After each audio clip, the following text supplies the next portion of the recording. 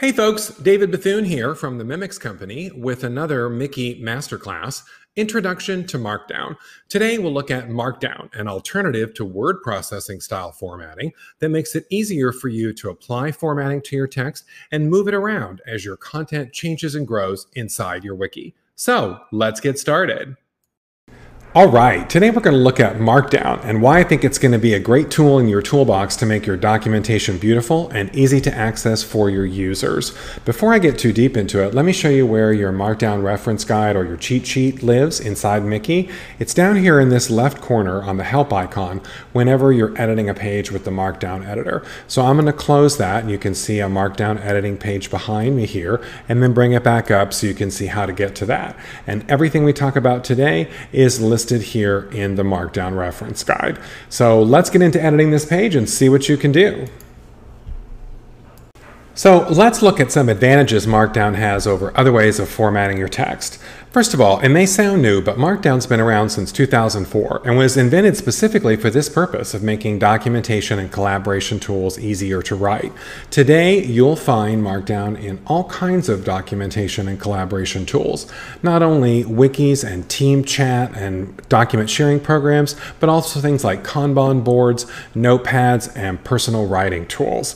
This makes information easy to bring from those sources into your Miki as you make your information canonical and build your Miki as a source of truth for all the facts from the various places you've taken notes in your organization.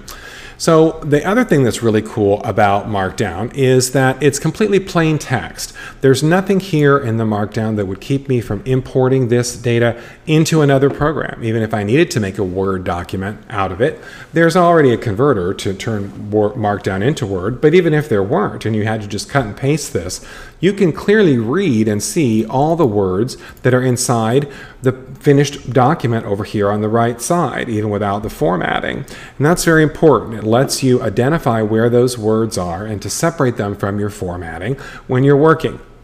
Why do you care about that? Markdown enables something that we've really never been able to do before, which is to keep the formatting from something that we like and change the text. Let me give you an example. Let's say in this section 2 that I like this formatted link box. I don't really necessarily know the markdown of how to write that, but I want something that looks like this. I'm just going to copy this entire section and paste it. And because the Markdown is doing the formatting for me, I don't have to worry about, like with a Word document or a PDF, what this is going to come out like. It's going to come out exactly like I type it here. Even if I want a fancier name, I can type the fancier name in this box and I can type a link to somewhere else. Now, this admittedly is a little bit different from editing with a lot of dialog boxes and editing tools, but what you'll find is that it's also a lot faster and it's much quicker for you to copy and paste the formatting and then change the content sometimes than it is to do it the other way around. Of course, it's completely possible to keep the content and change the formatting. So let me give you an example of that. Let's say I need to take something that looks like this success or everything's okay box and turn it into a dire warning. Well, I could have typed one of those by hand. I could have pulled down one of those warning boxes from the list if I can find it. But I can also just copy the formatting from somewhere else. I can say I want to take this box and turn it into a warning, and then I also want to just copy that formatting onto this box. Now, that seems simplistic, and indeed it is. And that's what makes it possible to repurpose your own formats as you develop cool looks, multi-column panels and menus and lists with rich information, pictures in them. You're not going to want to do all that again. You're going to want to keep that style, especially to keep a cohesive look across your documentation. So with Markdown, it's easy to copy and paste your content and change the formatting or the other way around. Probably the most important format you can add with Markdown is a headline. The reason for that is it not only helps you and your users organize your work, but it creates a table of contents automatically. So let's wipe out this text over here and let me recreate with some fresh Markdown my exact notes for this class I'm teaching you right now. So I knew that I needed a class outline, so I'm going to use the biggest headline, that's $1, and write class outline. And I like to write in an outline style where maybe I don't necessarily necessarily know everything that's going underneath, but I have some idea of the structure. Because my outline is done in Markdown, it's easy to move things up or down levels, and I'll show you that. Let's say I know that I need to talk about the Markdown cheat sheet, and I'm going to make that headline level number 2. And we did do that. And the next thing we need to talk about is some reasons about why we're doing Markdown at all. And those items under there are going to be third level headlines. We said it was universal. We said it was plain text. We said it was keeping formatting and changing. Well, that's not correct Markdown. Keeping formatting, etc. Okay, so let's look at this over the right and what's happening. So it's building sections like you would in a paper document with varying sizes and colors and lines underneath them, waiting for you to type text underneath. Now, it doesn't look really great if there's not a lot of text underneath right now, but remember, we're going to evolve this. So if I were to write an introductory paragraph,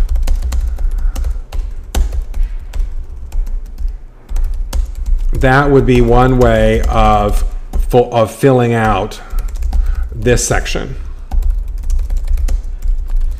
And you can see that's a good intro underneath there. The other thing we could do under this is maybe there are some list items under here. So I could just start typing my list items under here. Reason 1, reason 2, reason 3. All right, so maybe in looking at this, I think, well, you know, there's going to be quite a bit to talk about in the section of universality, and I would like that to be a bigger headline number. I can move that up to number 2 just by backing this out to number 2. And let me show you how that's going to create a table of contents in this page when the user is looking at it. If I close this, you're going to see right down here it's built a class outline, Markdown cheat sheet, why Markdown, and universal. Now if this page were longer, you'd see this scroll down to those sections. It isn't long enough to need to do that right now. But my goal here is to show you that you have essentially 5 levels of headlines that get smaller and smaller as you write a number of pound signs before them. And while I'm here talking about headings, sometimes you just need some more blank space in here. So let's look at how to add some blank space in between these. I like to have a little more visual white space in there when I'm separating my sections. So there's an HTML tag that you can add in here, and it's this one called BR. It stands for a break. You can have multiples of those if you need them on the same line or on different lines. See how this is moving further apart here. But it shows up red because it's HTML. And if you know HTML, you can insert any kind of HTML that you want to in your page. But BR for a break is a really good one to know. And that lets you override the sort of universal spacing between these sections. And you notice if I go down here and add a BR in there, here again, I'm copying and pasting formatting. I'm not changing my content, I'm changing the look of it. To me, that looks a little more reasonable and ready for me to put some other things in there. Before I do that, let me show you one more kind of divider sectioning tool that you can use, and that's just a horizontal line. You do that by typing some dashes like that. And there you can see I could put a space after my line or a line after my space as I choose. And as with everything in Markdown, you're going to format this and improve this over time. What if I decide that universal really should be up here and it should be a first level headline? And it doesn't need the line because it has one already. So it's very quick to make those formatting changes as your content evolves. So don't try to plan everything at once. Don't try to figure it out all at once. Take the pieces that you've written today and that are new in your wiki and try to make them look really good with sections and headings. All right, let's look at using the toolbar and copying and pasting and handwriting Markdown to add simple formatting to your text. So I'm going to empty out this whole section on the left side so we can start from fresh. And let's look at this toolbar up here. When I point to these items, these are an easy way to write the Markdown for text that you've already written. So if I need to say something in this sentence needs to be bold, I can select that word just like a word processor and press bold, and I get the Markdown around that, which happens to be 2 asterisks or 2 stars wrapped around the item. So let's see if that's true. 2 stars wrapped around the item makes it bold. Okay, and that turns out to be true. Now, can I take an existing piece of text like this, an existing piece of text, and make that true for the whole piece of text? Yes, I can. I can write 2 stars at the beginning and 2 stars at the end. Now, here again, this may seem laborious at first, but you're going to find it's very useful, because as soon as you start to get content in there, you'll find, well, I already have a sentence that looks like that, or I already have a paragraph that looks like what I want. So rather than reinventing the formatting from scratch, you can copy and paste it and also change it later with the toolbar or by hand. So I'll take this word bold and add bold to it. What about italic? And let's go ahead and put a header on here since we've talked about those already. Let's make a header called bold, and we'll make another header called italic. So italic is 1 star instead of 2. So if I'm going to write loves, labors, lost, and I want to italicize that whole thing, I can swipe over it and click italic, and I get 1 star around it. Or I can put italic in the middle of a sentence by writing it by hand. Don't say that when you're speaking in public. And then only the word that is italicized. And just like before, I could take a author's name and italicize it, or any other longer sentence, and by just swiping that, or by typing the stars myself. All these techniques work multiple ways, which is great, because as you learn Markdown, you're going to find yourself identifying it by visualizing these little pieces on this page, learning to copy and paste what you want, or taking something that isn't quite what you want and turning it into what you want. If I were going to change this word to italic, I could just take off 1 star and it'll become italic. All right, so let's also look at Superscript. We'll add another section here for Superscript. So Superscript is usually taking a number to a power. This is used frequently in math. So we're going to put MC, and then we need the squared in there. That's a superscript. So I'll select it and write it with clicking that. And you can see it gets 2 little carets on it. So I can write this another way. I could say 10 to the 3rd power equals 1,000. And then I will see the superscripts over there. Okay, I also have a subscript. So let's look at what that looks like. Subscript.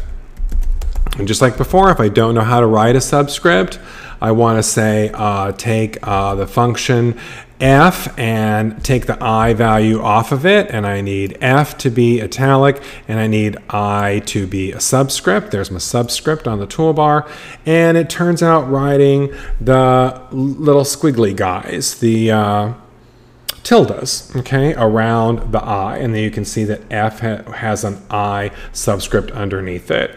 So here again, sometimes you're just going to write another expression. I don't really want to reinvent the wheel. I just want another function that has a different subscript on it, and there it is. Okay, so those are the basic ways you can apply text formatting using the toolbar up here. We'll look at some other ways in just a second. All right, before I jump into info boxes here, I want to show you your keyboard shortcuts. They're also in the Markdown cheat sheet. There are keyboard shortcuts for bold, italic, and increasing the header, as well as saving and undoing. So let's go look at a couple of those in action. If I go back to editor, and then I want to take this word here and make it bold in addition to italic. I can swipe over it and press Control B on my keyboard, and it will wind up with 3 stars, 2 for bold and 1 for italic. If I don't like that, I can press Control Z to undo it, and the second set of stars goes, 2 stars goes away. And if I press Control S on my keyboard, it's the same as clicking Save up above. All right, so knowing that, let's add a new section down here and look at some info boxes. I like to use these in documentation because it's a great way to call out something people need to look at without resorting to yet another headline or bold or italic. It gives you a kind of a 4th way to speak to your audience. So let's look at those options on how to create those. First thing I can do, if I've never heard of an info box, don't know what that is, I'm going to go up here and pull one down. They're labeled as block quotes in the UI. The most simple kind of block quote is the one that has a quote symbol on it, like you were going to say here that to quote a person, you could write a sentence like, a witty expression proves nothing, okay? And that's Voltaire. And we could take the author and make him italic, and you see the quote style info box with no special label on it shows a quote box like this. There are a couple other flavors of them as well, so let's look at those. We can use the info block quote, which has the exact same format up here, except it ends with this style that says in curly braces, dot is info. Now that may not be something you care about right now, but let's put in another one. Let's put in the success one and look at the difference between those. The format is exactly the same. There's this greater than symbol, and here's the text, and then this one has the right angle bracket symbol in the text. The difference is only in the style. So if I make a third one and use another style on that one, it's going to have a third style. And as I showed before, we can move the styles around between any of them. As long as at the end of the day, you only wind up with one of these styles on each one, it will come out the way that you're expecting. But the easiest way to do that at the beginning often is to just pull down and let it write it for you. All right. The other thing I want to show you is how to add links in here. So let's take a look at that. There are two ways to add links to your pages, and both of them work if the link is going to be inside your own Miki. If you're linking to the outside world, you have to use a special trick and do a little bit of handwriting. So let's look at both of those options. I'm going to scroll up to the top here on my Markdown side and click, and you'll see the left side or the right side scroll up with me, and I'm going to add some space. By the way, the editor does not care about how many blank spaces you add in here. It doesn't matter if you add 3 or 5 or 10. This is really for you on this side to format and organize things so that you can visually spot them when you need to make changes. So let's add a link in here the simplest way to a page that already exists in our Miki. We're going to go over here on the left side toolbar and click Insert Link. You've seen this interface before if you've seen any of our master classes. I'm going to go over to the dessert section and make this a link to David's famous chocolate chip cookies and click Select. Now, a couple things happen here. You see the link immediately over here. This part in purple is the part that appears on the page for the customer to see. So let's just call this a generic link for now. So you can see how that appears there. On the right side is the path to get to the page. If you're inside your wiki, the path is going to start with a slash, then the virtual folder, and then the name of the page that you picked when you wrote it. So making a link to a different page, if you know that page, or if you're making up a new page from scratch, let's change this to a new link from scratch that's also inside my Miki. Let's say I wanted to make a new page to a vegetable section, and I wanted to make a new page to an entrees section. And within my entrees section, I wanted to make a page for hamburgers. Okay, now here again, I'm just evolving these over time. These pages don't exist yet. I can change the wording in here by changing the purple side, vegetable, whatever's in the square brackets, and I can change the wording over here to hamburgers. Okay, and I could leave this link chocolate chip cookies. So all of those are sort of examples of manual editing that started from using the insert link over here. So keep that thought in mind, because that's how we're going to get to linking to the outside world. So let's say I want to send you over to the outside world to learn more about Markdown. Now, how am I going to turn this into a link? Well, one great way is just copy and paste a link that you already have. I'm going to copy the hamburgers link over here, paste it right over the word Markdown, and instead of hamburgers, I want the word Markdown, which only leaves me to deal with this right side. Where does the link go? I'm going to open up another browser window here. I'm going to go to Wikipedia. I'm going to look for Markdown. and I'm going to copy the URL of that page right into this side in the yellow parentheses. So because it is an outside link, it's going to start with HTTPS or HTTP. And indeed, I can put a period after here, save this page, and close it. And when I click that link, it goes to the Markdown page on Wikipedia.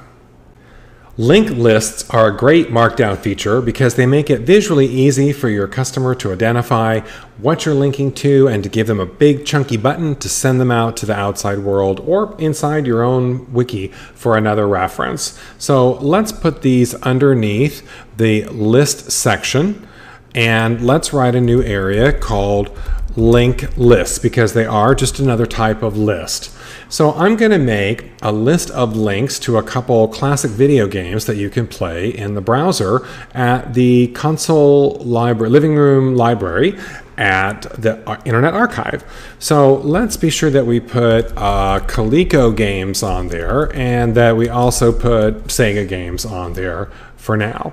And what we're going to do to turn these into a list is I could go through copying and pasting, but having done this many times, I know that I need to put the words in square brackets. You notice they turn purple to write the link text. Next, I need some link to the outside world to send the person to. And I'm going to go over here to archive.org, and I've already pulled up the ColecoVision library with the classic games that are playable in the browser. So I'm going to copy this address right here and edit this and paste that right inside the parentheses to make that the link from that item on the link list. I'm going to do the same thing with Sega. I'm going to back up one step here and go into let's pick the Game Gear. Sure, why not? We're going to take this out of here. I'll change this word to say Game Gear on the link text, put in parentheses and paste my link there.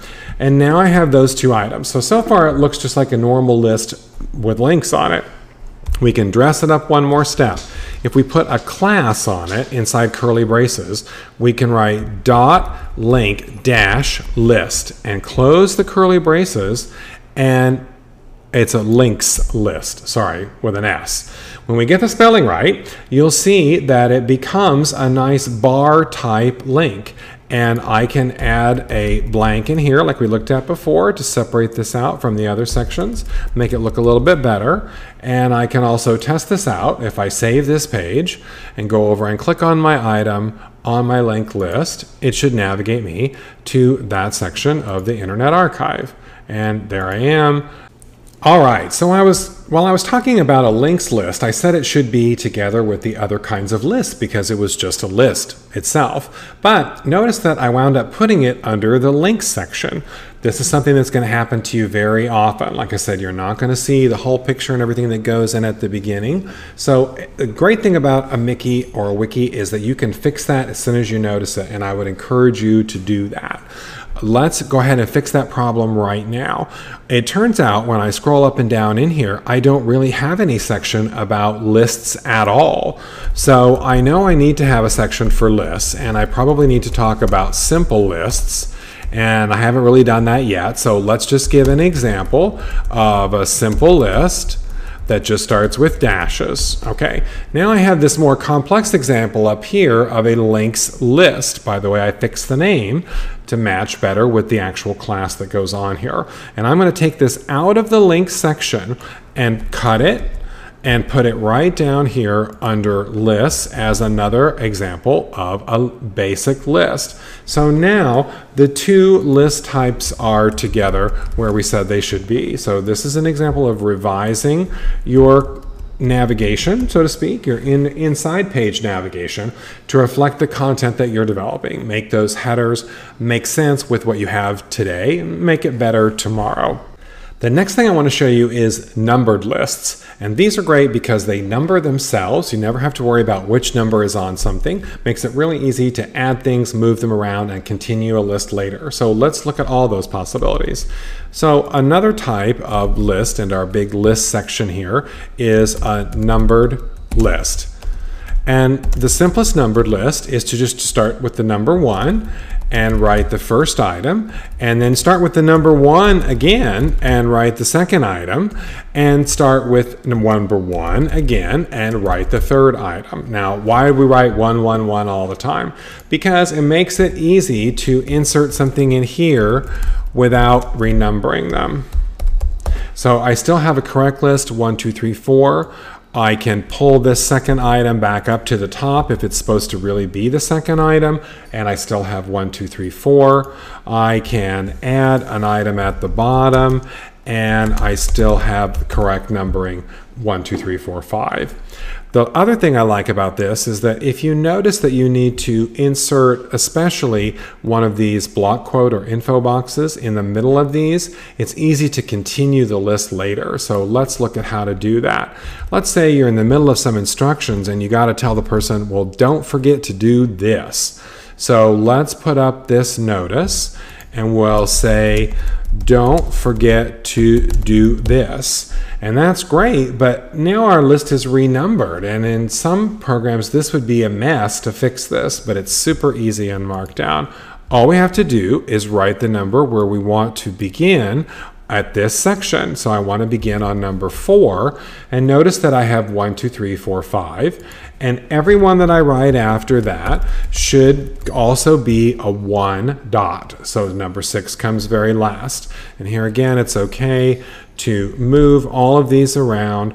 The numbers will fix themselves as long as you start with the one that you want. The ones in the middle don't make any difference. So if I want to start with 4, got to go 4 and 1.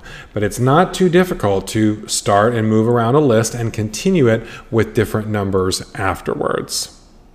All right, the last thing I'm going to show you today is how to use inline code and code blocks to better document your interface. And this works well even if it's not necessarily code. Anything where someone has to touch a button or a machine or write something that specifically relates to the letters that you're putting into the documentation is a good time to call those things out with code. So let's look at some examples of that. I'm going to make a section in here called code, and the first part we're going to look at is inline code. Often you'll see instructions in manuals that look something like this. Change to directory where the product was installed. And what they really mean is whatever directory that it's installed on your machine. Or you'll see something like be sure username has permission to do something. Okay, and they don't mean the literal word username, they mean the username that you're talking about. So this is a great place for inline code, whether it's a machine, a car part, it doesn't matter. You can say press start to start the engine, and just that little bit of formatting helps call that out from the rest of the text. How do we do that? You write a backwards accent mark. It's going to be at the top left of your keyboard, and surround the text with that. Press stop to end. Okay, so that's a very simple way to get an inline code block into your documentation. Now, if you have a longer piece of code or a longer set of instructions that you want to call out and make it easy for someone to copy and paste into another program themselves, you can use a code block. So let's look at how to do that. We're going to make a section here for a code block, and in this case I'm going to copy in a SQL example from the internet. So to start the code block, I'm going to put 3 of those accent marks, the accent grave, and then I'm going to put the code that I want to include inside the block. And I'm going to take this section out here of an example of select where in SQL and paste that in. And then I'm going to end that block with 3 of those same accent marks. And you'll notice over here that I get a code block that's nicely formatted. I can make the formatting even nicer by putting the language up here. And there are several hundred languages supported here. If I write SQL as the language, you're going to see select, from, and where. The SQL keywords are shown there as code blocks and or as code. And if I copy over here by hovering over this, I can cut and paste this right into my SQL environment or whatever other language that I need. So that's it for today. I hope you've enjoyed this Miki Masterclass. There are examples of everything I've shown today in your Miki User's Guide, as well as links to other Miki Masterclass videos. Thanks again for your time.